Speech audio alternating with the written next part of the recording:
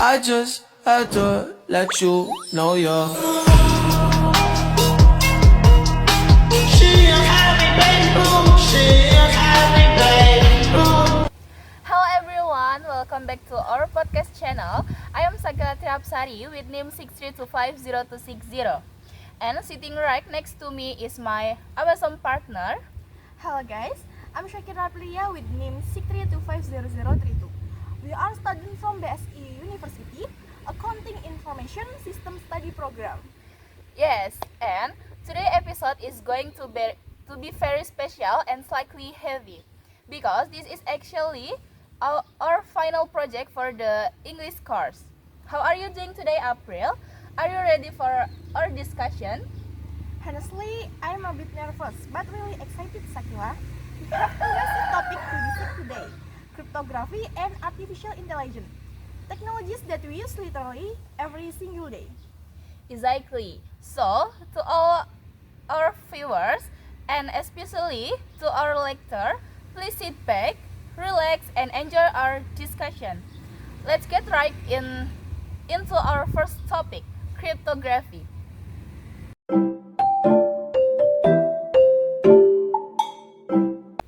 Alright, April, to open our first session, I want to ask you something simple.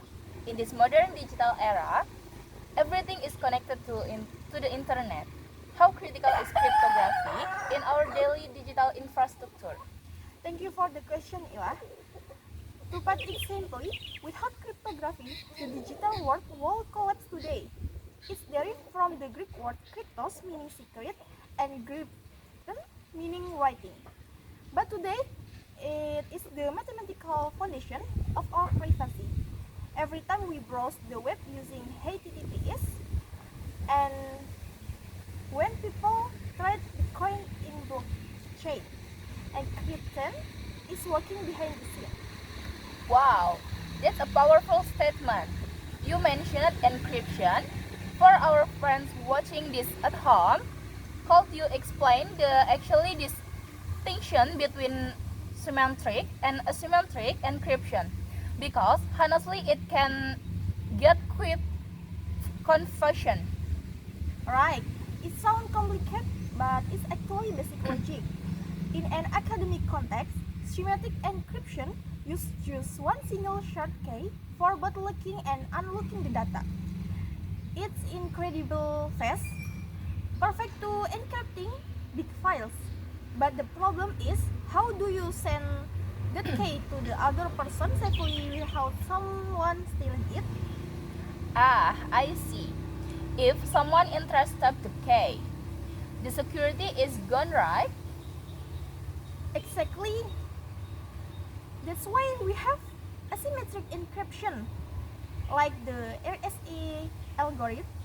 This method uses a pair of keys, a public key that everyone can see the message, and the private key that only you hold to unlock it.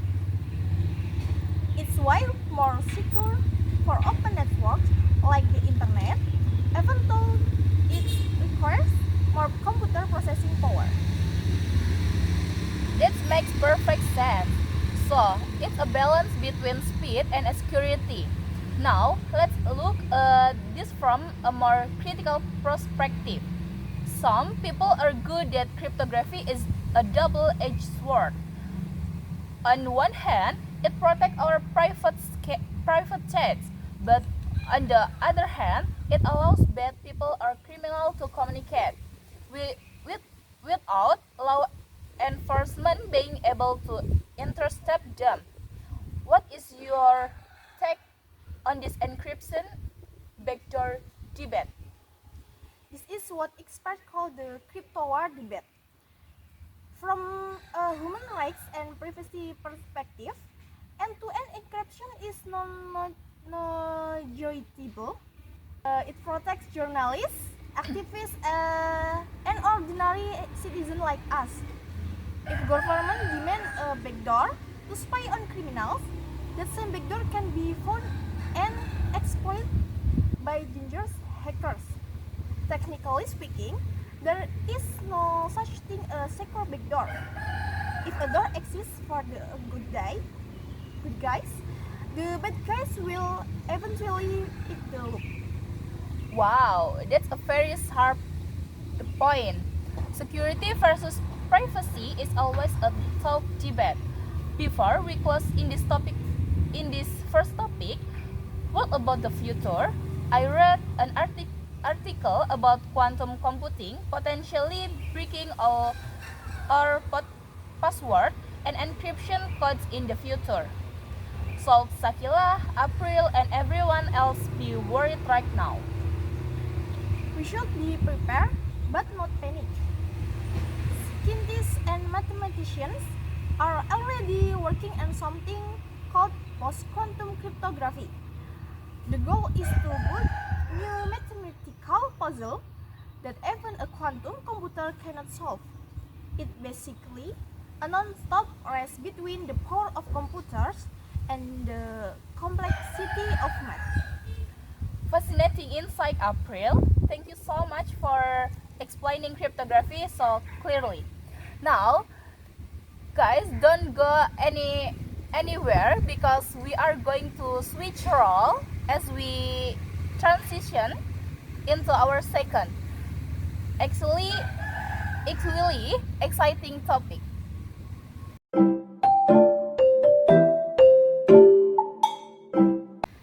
Hello guys, welcome back to our podcast. We've just finished discussing our first topic.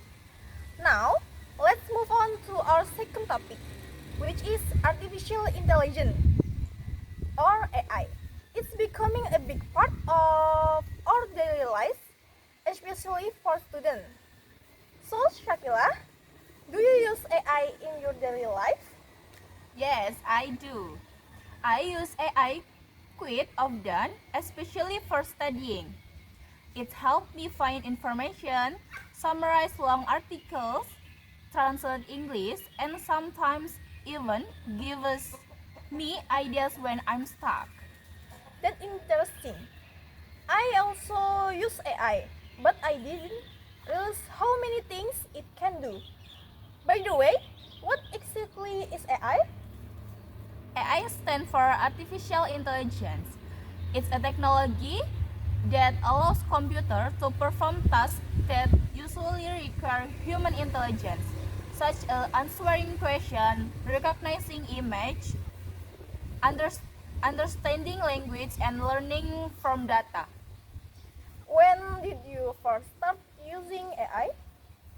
I started using it about 2 years ago.